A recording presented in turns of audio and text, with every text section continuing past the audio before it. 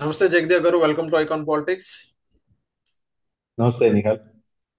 Sir ఇప్పుడు celebrities sir ఖచ్చితంగా మాట్లాడుకోవాలంటే ఏదైతే సినిమా సెలబ్రిటీస్ ఎవరైతే ఉన్నారో సో ఉమ్, వాళ్ళ మీద కేసు అనేది ఫైల్ అవ్వడం జరిగింది. ఫైల్ అయిన కేసెస్ ఏంటంటే బెట్టింగ్ యాప్స్ ప్రమోషన్ కోసం. నిన్న ఈరోజు మొత్తం అదే.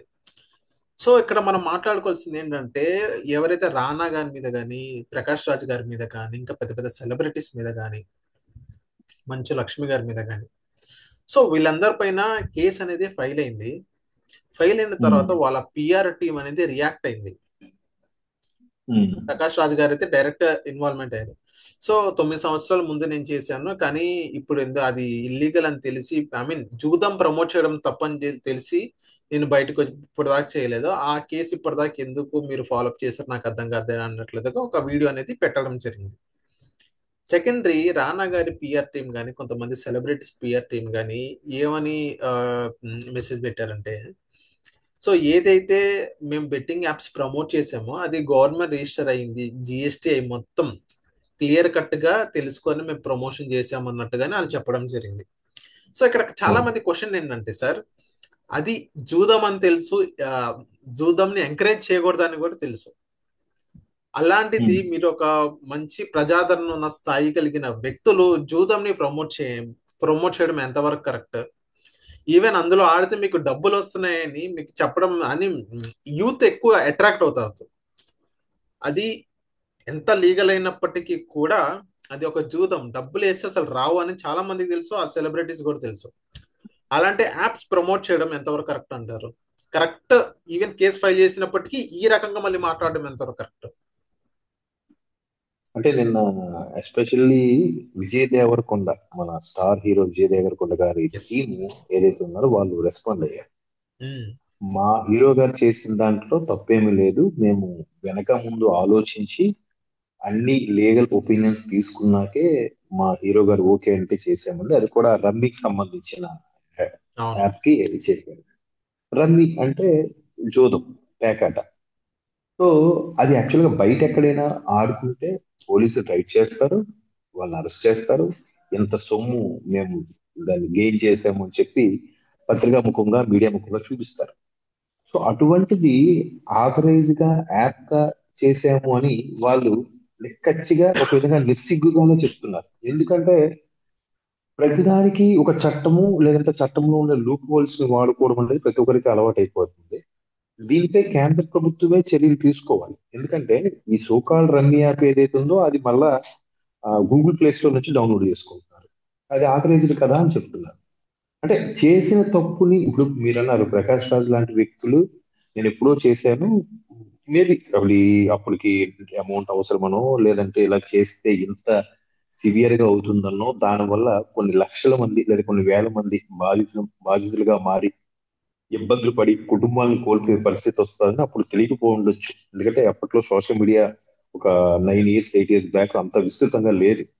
నాకు తెలిసి కరోనా తర్వాతే సోషల్ మీడియా ఎక్కువగా పుంజుకుంది. ఎందుకంటే వర్క్ ఫ్రమ్ ఉమ్. హోమ్, అవును. Work from any work from home అన్నట్టు చేసుకోవడం, స్వయం ఉపాధి కోసం దీన్ని, ఈ సోషల్ మీడియాని కానీ యూట్యూబ్ ని కానీ కొత్తగా కొంత ఉపాధి కల్పించడం వల్ల దీన్ని ఎన్నుకున్నారు చాలా మంది. సో అటువంటి నేపథ్యంలో అంతకు ముందు చేసిన వాటికి అంత తీవ్రంగా ఉండదు అని అనుకుని చేసి ఉండొచ్చు. బట్ చేసింది తప్పే, అది ఒప్పుకుంటే బాగుంటుంది. కానీ విజయ్ దేవరకొండ టీం కానీ లేదంటే ఇంకొంతమంది ప్రముఖుల రానా టీంలు, అంటే రానా టీము ఏ విధంగా స్పందించారో నాకు తెలియదు. కానీ రియాక్ట్ అయ్యారు, నేను పర్టికులర్ గా చూశాను. విజయ్ చూసారా, రానా. విజయ్ దేవరకొండ టీం మాత్రం ఒక ప్రెస్ నోట్ రిలీజ్ చేశారు. దాంట్లో అయితే అది క్లియర్ గా ఇలాగే ఉంది: మా హీరో గారికి మేము వెనక ముందు అన్ని చూసి చెక్ చేసి ఆలోచించి లీగల్ ఒపీనియన్ తీసుకున్న తర్వాతే ఆయన R97 ఏదో ఉంది రమ్మీకి సంబంధించిన యాప్, ఆ యాప్ ని ఈయన ప్రమోట్ చేశారు అని. అంటే ఇక్కడ కూడా ఇంకొక వాదన వినిపిస్తుంది ఏంటంటే, సోకాల్డ్ యూట్యూబర్స్ ఇన్ఫ్లుయెన్స్ అంటే వాళ్ళు ఏదో అమౌంట్ అడ్జస్ట్ అవ్వకో లేదా దీన్నే ఆధారంగా బేస్ చేసుకొని వీడియోస్ సరిగ్గా వెళ్ళకపోవడం వల్ల, ఇన్కమ్ సోర్స్ తగ్గడం వల్ల ఇటువంటి యాప్ కి వాళ్ళు ప్రమోట్ చేశారు, డబ్బులకి ఆశపడ్డారు అంటే అర్థం ఉంది. వీళ్ళు కోట్లు కోట్లు తీసుకునే సూపర్ స్టార్లు, పెద్ద పెద్ద యాక్టర్స్, రానా లాంటి యాక్టర్స్, లేదంటే star producer cum hero Mohan Babu garu అమ్మాయి మంచు లక్ష్మి గారు కానీ, ఆవిడ కూడా ప్రొడ్యూస్ చేసే సినిమాలు ఉన్నాయి. ఆవిడ మంచి యాక్ట్రెస్, అలాగే బ్యాక్గ్రౌండ్ మంచి బాగా ఉన్న అటువంటి వాళ్ళు కూడా ఇట్లాంటి ప్రమోట్ చేయడం ఎంతవరకు కరెక్ట్ అనేది చాలా మందికి అర్థం కాని ప్రశ్న. ఎందుకంటే ఇప్పుడు వీళ్ళేదో లోకల్ బాయ్ కానీ లేదా ఇంకా సమ్ ఎక్స్ వై జెడ్ ఎవరైతే ఉన్నారో వీళ్ళందరూ కూడా మాకు ఇన్కమ్ సోర్స్ వచ్చింది అంటే ప్రతి ఒక్కరికి ఏంటంటే తక్కువ టైంలో ఎక్కువ మనీ గెయిన్ చేయాలి, గొప్ప వాళ్ళు అయిపోవాలనే ఈజీ తాపత్రయం ఉంటుంది. Money. Easy money, exactly. Easy మనీకి అలవాటు పడి త్వరగా అప్గ్రేడ్ అయిపోవాలి, బాగా సంపాదించుకోవాలి అనే తాపత్రయంలో కొన్నిసార్లు తప్పటడుగులు వేస్తారు. అలా వేసిన వల్లే ఇప్పుడు ఆల్రెడీ బుల్లితెర నటులు, బుల్లితెర యాంకర్లు ఎవరైతే ఉన్నారో వాళ్ళందరూ కూడా ఇప్పుడు పంజాగుట్ట పిఎస్ లో కొంతమందికి, అలాగే మియాపూర్ పోలీస్ స్టేషన్ లో కొంతమంది మీద కేసు ఫైల్ అయింది. కానీ పెద్ద నటులు, వెండితెర నటులు మాత్రం ఆ తప్పుని సమర్థించుకోవడం ఇంకా పెద్ద తప్పు. అలాగే ప్రకాష్ రాజ్ లాంటి వారి మీద కూడా కేసు ఫైల్ చేసినప్పుడు ఎప్పుడో జరిగింది ఇప్పుడు చేయడం ఏంటి అనేది ఆయన సమర్థించుకునేలాగా అనడం కూడా తప్పే. ఎందుకంటే ఎప్పుడో జరిగిన మాటలకి అప్పుడు ఎప్పుడో చంపాను, ఆడు చనిపోయి చాలా ఏళ్ళు కదా ఇప్పుడు శిక్ష చేస్తారా నాకు అన్నట్టు అడిగినట్టు ఉంది. ఎందుకంటే ప్రకాష్ రాజ్ లాంటి వ్యక్తి ఎక్కడో పవన్ కళ్యాణ్ మాట్లాడిన రెస్పాండ్ అయిపోయి, ఎక్కడో పక్క రాష్ట్రాల్లో మాట్లాడిన ఇదైపోయి ఆ సామాజిక స్పృహ నాకు చాలా ఉందని మాట్లాడే విధంగా మాట్లాడే వ్యక్తి మరి ఇది ఇంత పెద్ద సామాజిక నేరం అని తెలియదా? సామాజిక స్పృహ ఉన్న వాళ్ళకి, సొసైటీ మీద అవగాహన ఉన్న వాళ్ళకి ఇలాగ మన చెడు కార్యక్రమాల మీద ప్రమోట్ చేస్తే దీన్ని చాలా మంది మీద ప్రభావితం చూపుతుంది, దానివల్ల చాలా మంది నష్టపోతారు అని తెలియదా?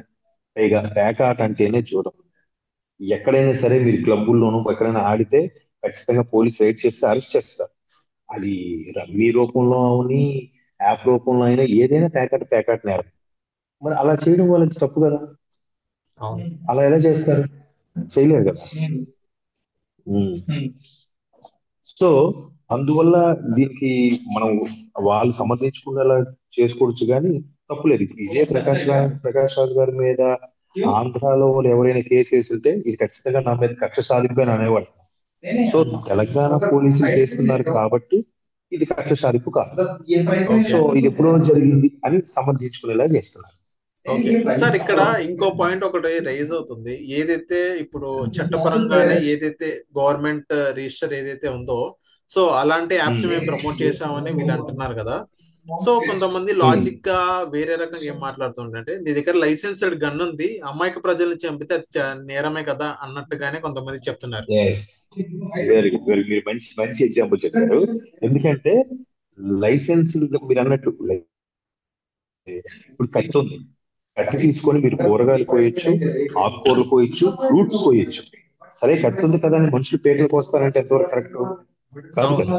సో ఈ మా మీడియా, ఏ సోషల్ మీడియా కానీ, ప్రింట్ మీడియా కానీ, ఎలక్ట్రానిక్ మీడియా ఏదైనా కానీ ఇది పవర్ఫుల్ మాధ్యమం. దీని వల్ల కొన్ని లక్షల మంది ప్రభావితం అవుతారు. అవును. ఇప్పుడు ప్రకాష్ రాజ్ గారు 9 ఏళ్ల కిందట నాకు దాని పెద్ద లేదు, అవగాహన లేదని చెప్తే కవర్ చేసే ప్రయత్నం చేస్తున్నారు. కానీ ఇదే మరి పవన్ కళ్యాణ్ గారు సరిగ్గా 25 ఏళ్ల కిందట చేసిన యాడ్ కూడా అరే దీనిలో పెస్టిసైడ్స్ కలుస్తున్నాయి, దీనివల్ల నష్టపోతారు, ఎవరైనా ఇబ్బంది కలగొచ్చు అని అప్పుడే ఆయన క్యాన్సిల్ చేసుకున్నాడు కదా. మరి ఆయనకి సామాజిక స్పృహ ఉన్నట్ట, ప్రకాష్ రాజ్ గారికి ఉన్నట్ట. ఉమ్. ఈవెన్ విజయ్ దేవరకొండ టీం కూడా అంత లెక్కచ్చిగా ఎలా చెప్తారు?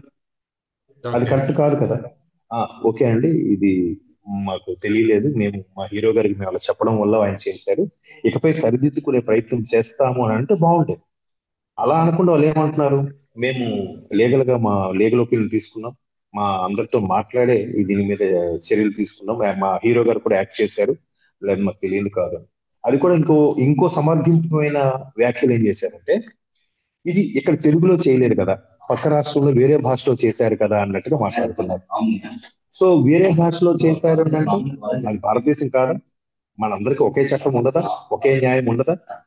సో ఇవన్నీ సమర్థింపుగా చేసే కార్యక్రమాలు, వాళ్ళకు వాళ్ళు కవర్ చేసుకునే ప్రోగ్రామే కానీ ఇది ఎంతవరకు కరెక్ట్? మీరు చెప్పినట్టే గన్ను ఉంది ఉమ్. లైసెన్స్ గా, అది సెల్ఫ్ డిఫెన్స్ గా, ఆత్మరక్షణ కోసం ఉపయోగించుకోవాలి.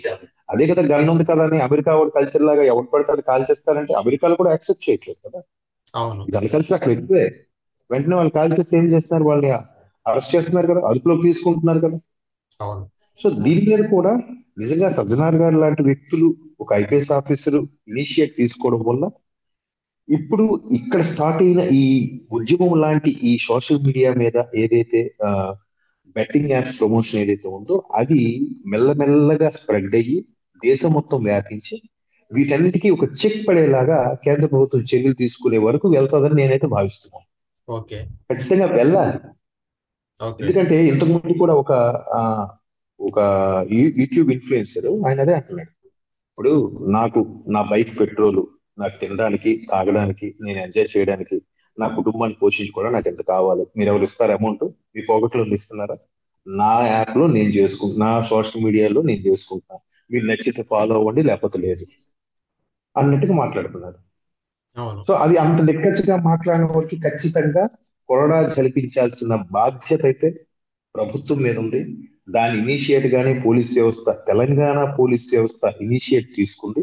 ఇది ఖచ్చితంగా చినికి చినికి గాలివానలాగా మారే అవకాశం అయితే కల్పిస్తుంది.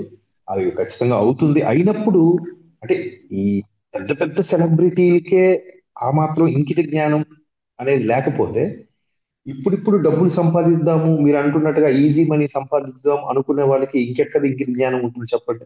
ఎవడెలా పోతే నాకేంటి, నా పైసలు నాకు వస్తున్నాయా. అంతే. ఈవెన్ గరికపాటి వారు కూడా ఏం చెప్పారు, ఎక్కడో స్మగ్లర్ మీద సినిమా తీస్తే దాన్ని హిట్ చేస్తున్నారు అంటే సమాజం యొక్క పోకడలు ఇటుపోతున్నాయి, బ్యాడ్ దీని మీదకే ఎక్కువ ఫోకస్ అవుతుంది. ఉమ్. గాంధీ సినిమా లాంటి సినిమాలు తీస్తే ఎందుకు ఆదరించట్లేదు అంటే ప్రజల్ని ఏది అలవాటు చేస్తున్నారు. మంచి సినిమాలన్నీ హిట్, మంచి సినిమాలు కూడా హిట్ అయిన ఉన్నాయిగా. అవును. మొన్న రీసెంట్ గా కోర్టు అనే సినిమా వచ్చింది, అది అవును, చాలా చాలా మంచి బాగుంది. సినిమా. ఒక కేర్ ఆఫ్ కంచరపాలెం నుంచి చిన్న సినిమాలు వచ్చాయి, అది కూడా మంచి సినిమాగా మంచిని అవును. ప్రబోధించేలాగా. ఓకే, ఒక్కొక్కటి లైఫ్ ఇలా ఉంటుంది, ఇలా జరుగుతుంది అని చెప్పేలాగా ఉండదు. అవును. ఎంతసేపు ఒక స్మగ్లింగ్ లేదా టెర్రరిజం లేదంటే దోపిడీలు ఇలాంటి వాటి మీద తీస్తేనే సినిమాలు హిట్ అవుతాయా, లేకపోతే హిట్ అవ్వా. ఉమ్.